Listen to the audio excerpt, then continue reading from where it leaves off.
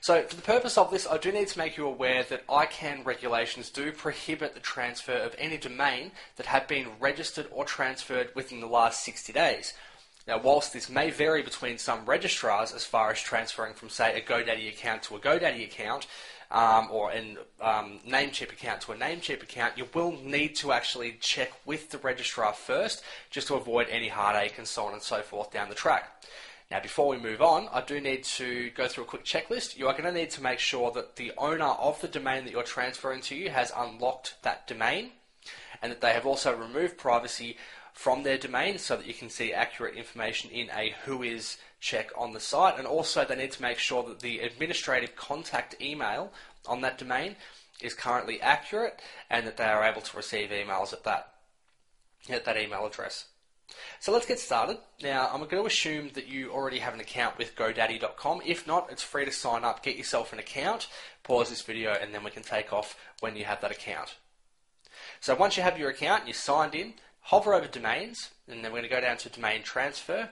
Just click on that, and you'll be transferred to a screen where you can enter the details of a domain. So for all purposes of this tutorial, I'm going to use a very old domain of mine.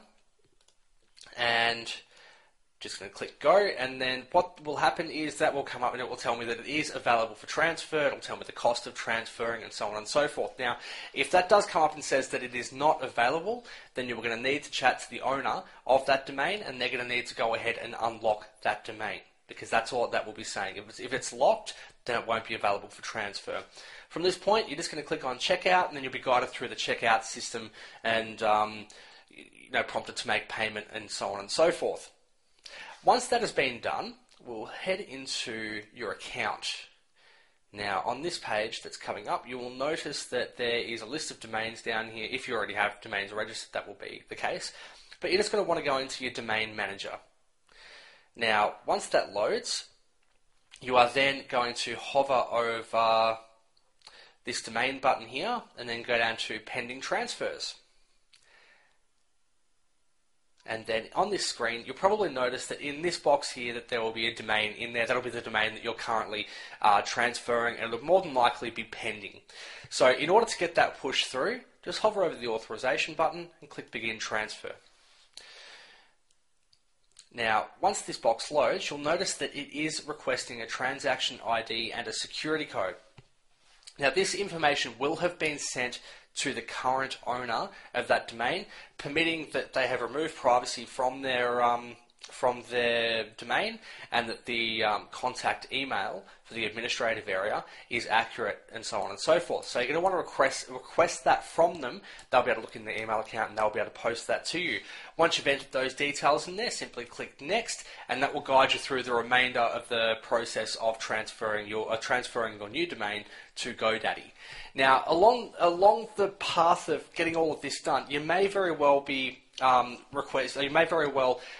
asked for an EPP code. Now, this is a code that's used for .com, .net, .org, .biz, .us, and .info domains. This is up to the owner of the current domain that you're transferring. This is up to them to grab for you, as it's available from their own registrar. So you will need to ask them for that as well. There may be a number of emails that are sent through to the current owner. They will need to approve all of those emails in order to get the domain transferred through. Now, the typical time frame that you're looking at, anywhere between 5 to 7 days. If it does take longer, you're probably going to want to follow it up with the current owner of that domain to make sure that everything's been approved. And if everything's been approved, then you will need to contact your current registrar to get them to follow it up and see if there's any problems at their end.